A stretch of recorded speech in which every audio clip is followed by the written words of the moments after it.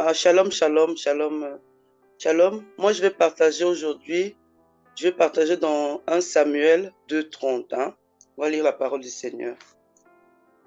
C'est pourquoi, voici ce que dit l'Éternel, le Dieu d'Israël. J'avais déclaré que ta maison et la maison de ton père marcheraient devant moi, à perpétuité. Et maintenant, dit l'Éternel, loin de moi, car j'honorerai celui qui m'honore. Mais ceux qui me méprisent seront méprisés. Voilà. Continuons. Prenons Psaume 29, 2. Rendez à l'Éternel gloire pour son nom. Prosternez-vous devant l'Éternel avec des ornements sacrés. Je vais continuer jusqu'à 5. Donc, la voix de l'Éternel retentit sur les eaux. Le Dieu de gloire fait gronder le tonnerre. L'Éternel est sur les grandes eaux. La voix de l'Éternel est puissante.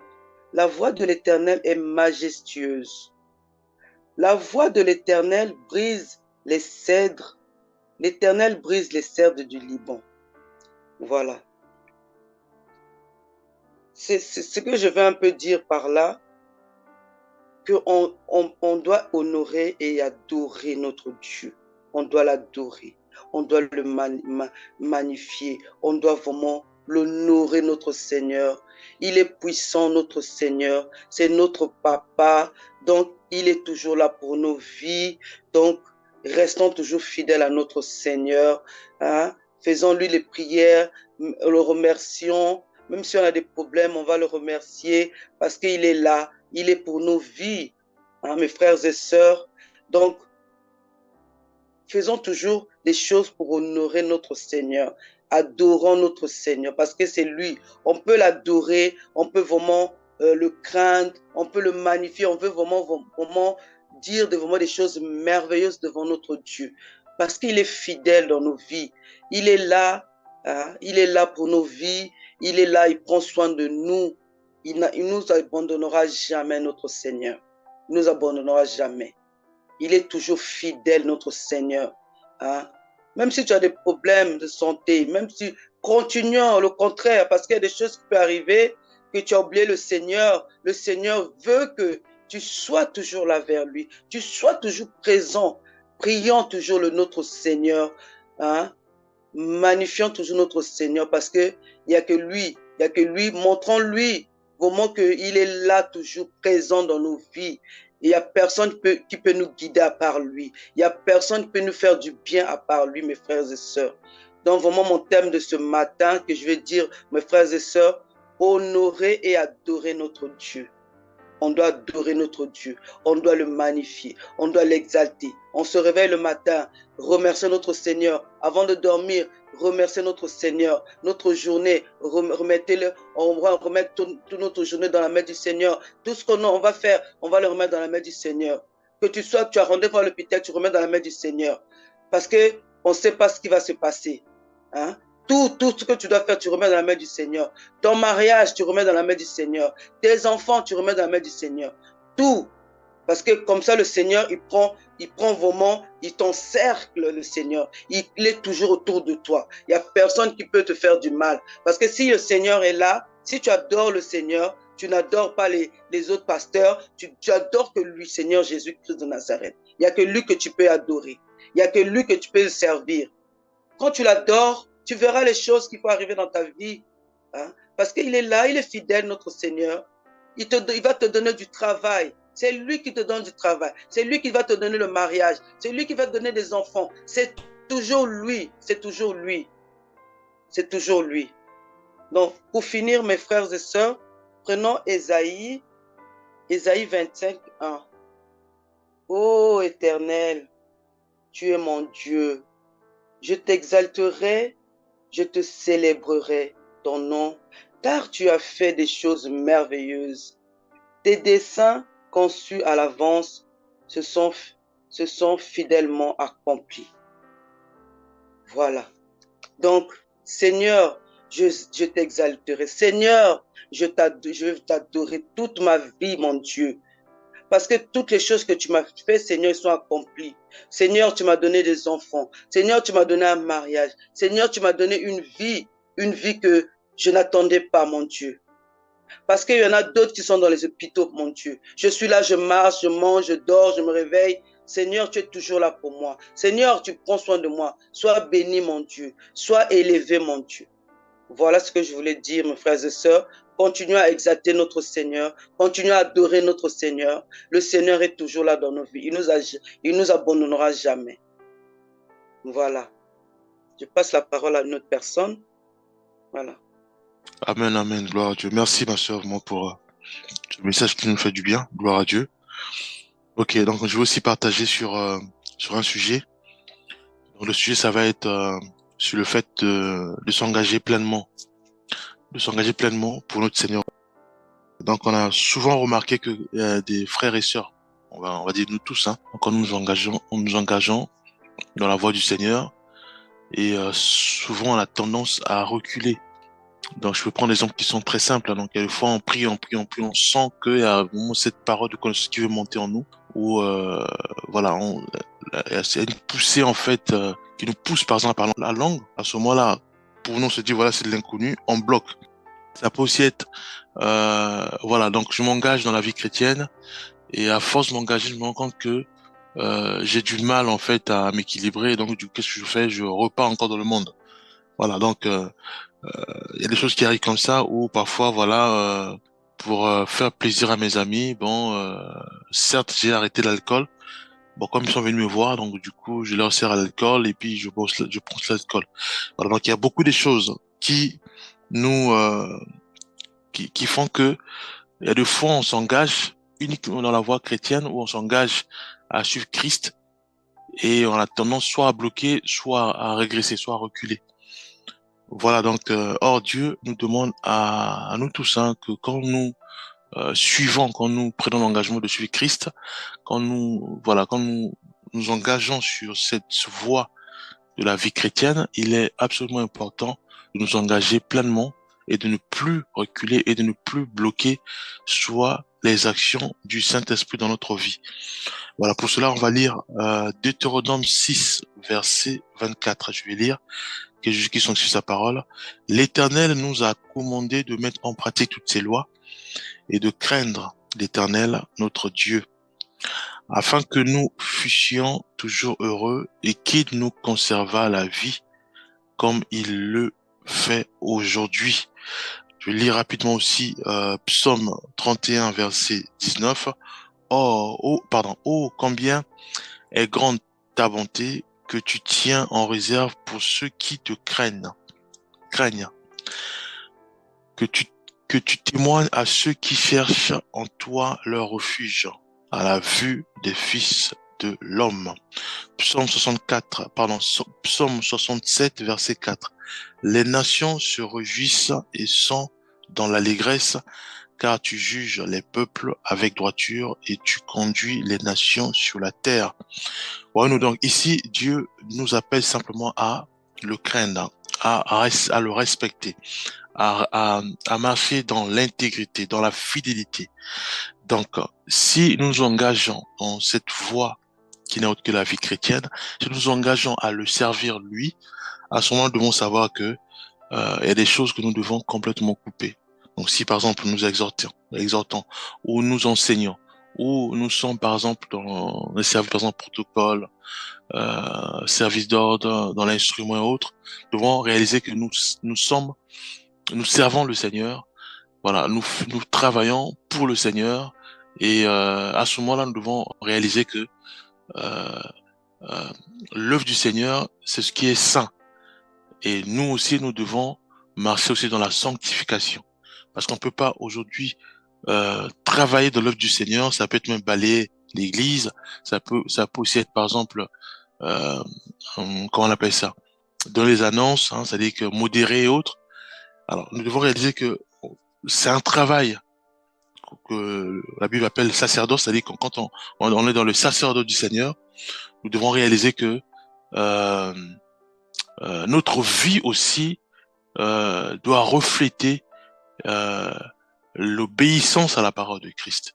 Nous devons réaliser que Dieu ne fait abstraction de personne. Souvenons-nous des enfants d'Aaron. Hein, je crois qu'ils avaient apporté le feu étranger et automatiquement Dieu les avait sanctionnés. Donc juste pour dire que la vie chrétienne, c'est une vie que nous devons mener pleinement. Nous ne devons plus entretenir les feux étrangers, c'est-à-dire ou bien les parfums étrangers. Nous ne devons plus entretenir les choses ou des pensées qui rentrent pas dans la volonté du Seigneur, qui ne rentrent pas dans la pensée même du Seigneur. Donc je m'explique, c'est-à-dire que je prie, en même temps dans mes pensées, je suis en train de convoiter une sœur, par exemple. Voilà, non. Donc, il y a une compatibilité. Donc, je suis dans une église où je suis en train de prier en groupe, où je prie avec mon père, avec ma mère, où je prie en famille. Mais dans mes pensées, au lieu de focaliser mes pensées à louer le Seigneur ou à prier aussi, mais dans mes pensées, je suis en train de penser, par exemple, comment je veux faire pour mentir, comment je veux faire pour jongler, comment je veux faire pour, pour tomber dans la séduction ou pour séduire. Voilà, non. Or, si on le fait, c'est pas bon. Pourquoi? Parce que nous sommes en train encore de ramener les feux étrangers dans la présence du Seigneur, sachant que Dieu est saint et il demande à ce que nous puissions simplement nous approcher de lui en manifestant aussi la sainteté. C'est-à-dire en prenant une position ferme, une position euh, une position qui démontre à notre Seigneur que nous avons que lui et nos pensées, nos regards sont fixés vers lui. Voilà nous. Donc notre marche chrétienne aussi, c'est-à-dire que au quotidien, quand nous marchons, nous devons aussi refléter Christ, refléter l'obéissance à la parole de Christ.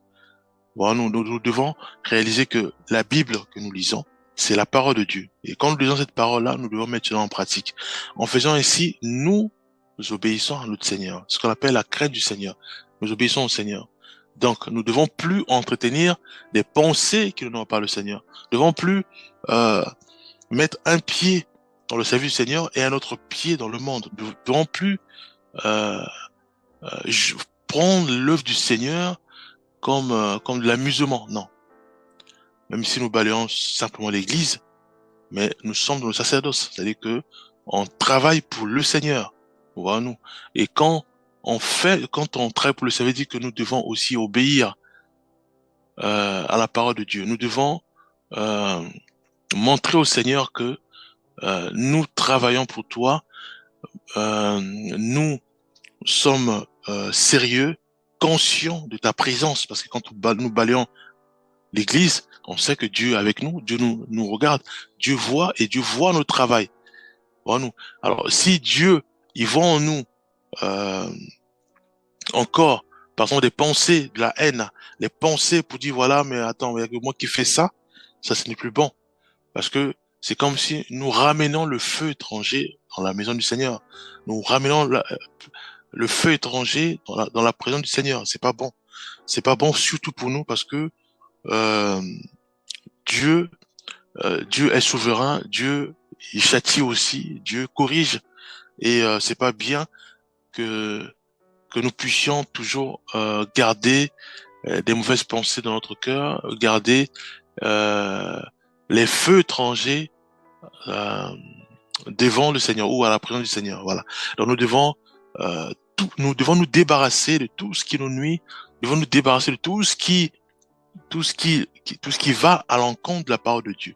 Voilà, nous devons au contraire nous appuyer sur Christ, nous appuyer sur sa parole et demander au Seigneur de nous aider à mettre sa parole en pratique. Demander au Seigneur de nous aider à marcher avec un cœur pur, hein, pour l'œuvre du Seigneur. Donc, quand nous travaillons pour le Seigneur, nous devons avoir un cœur pur. Quand nous marchons ou quand nous vivons notre vie chrétienne, nous devons aussi vivre cette vie chrétienne avec un cœur pur. Un cœur où nous savons que notre Seigneur qui est en nous, donc qui remplit notre cœur, qui remplit aussi nos pensées. Voilà, prenons les derniers versets Ecclésiaste 8, verset 12 à 13. Cependant, quoique le pécheur fasse 100 fois le mal et qu'il y persévère longtemps, je sais aussi que le bonheur est pour ceux qui craignent Dieu, parce qu'ils ont de la crainte devant lui. Mais le bonheur n'est pas pour le méchant, et il ne prolongera point ses jours, pas plus que l'ombre, parce qu'il n'a pas de la crainte devant Dieu. Voilà.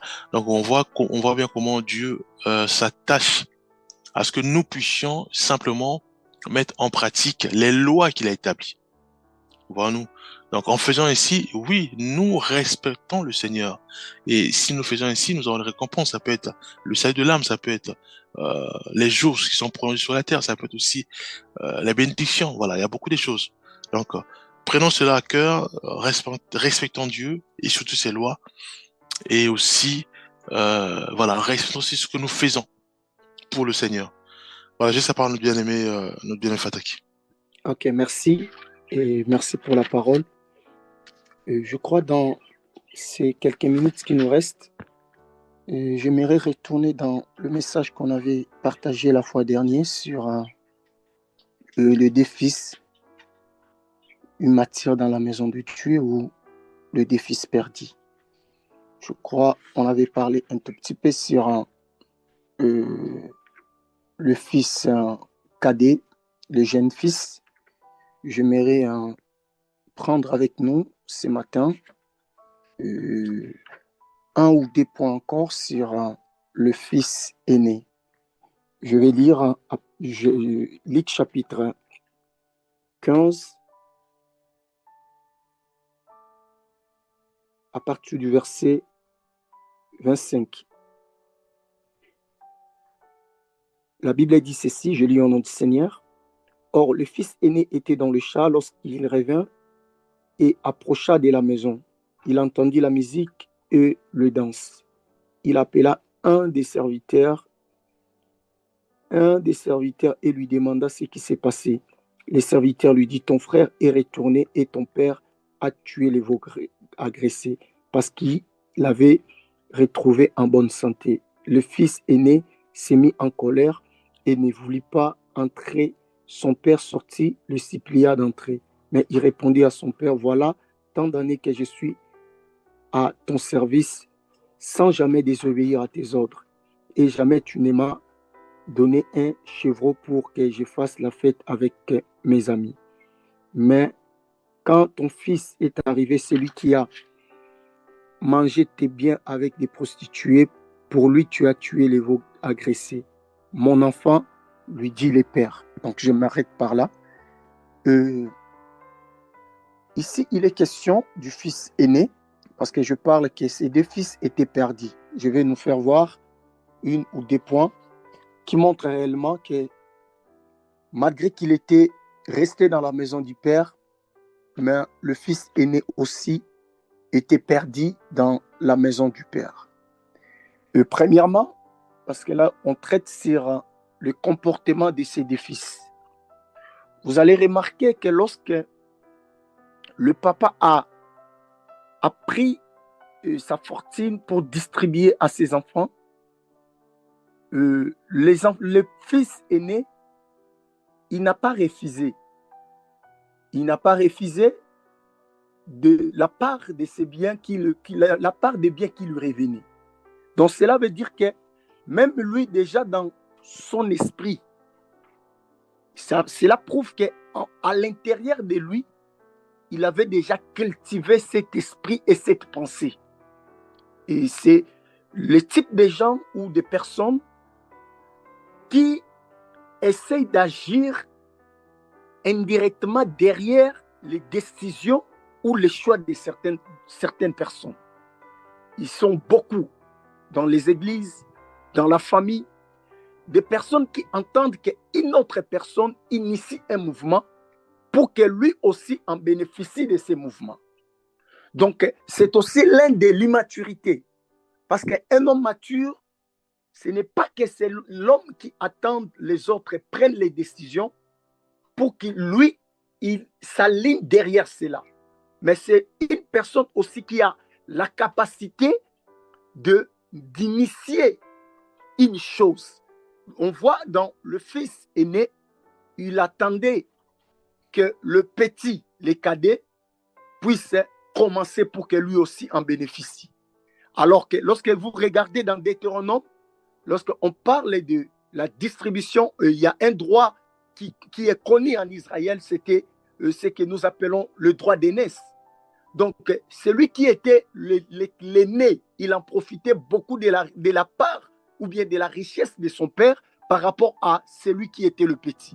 Donc, le grand frère de ces petits, de cet enfant, bien de ce jeune homme qui a demandé la richesse, il savait que malgré que c'est lui qui a demandé, moi, je vais m'en réjouir beaucoup. D'ailleurs, il était vraiment très heureux quand il avait entendu le fils en demander. Mais il avait besoin, mais il n'arrivait pas à manifester son désir. Alors, deuxièmement, vous allez voir dans les durs du Père, on voit qu'au commencement, on l'y traitait comme étant un fils. Dans le chapitre, dans le verset, je pense, l'un des versets, à partir du verset 25, or le fils aîné, on l'appelle fils. Mais à la finalité, le Père lui-même lui traite comme un enfant. Il appelle mon enfant, lui dit le Père. Donc on voit que malgré qu'il avait ses statuts de fils, mais lorsque le Père a regardé sa manière d'agir, le Père a vite compris que cet enfant, il est encore enfant, malgré qu'il est fils. Le papa a compris par les dires de son fils. Il a automatiquement cessé de l'appeler fils. Le Père commence à l'appeler automatiquement enfant. Et comme j'avais dit la fois dernière avec nous, l'enfant, c'est une personne qui est dans l'incapacité. Parce que lorsqu'on parle de l'enfant, il y a beaucoup de signes qui prouvent réellement qu'il y a un bébé dans une maison. Et parmi les signes, il y a l'enfant pleure. Le pleur, ce sont les bruits, l'enfant dérange. Et l'autre signe, l'enfant se lamente beaucoup. Et même lorsqu'il joue, il se cogne.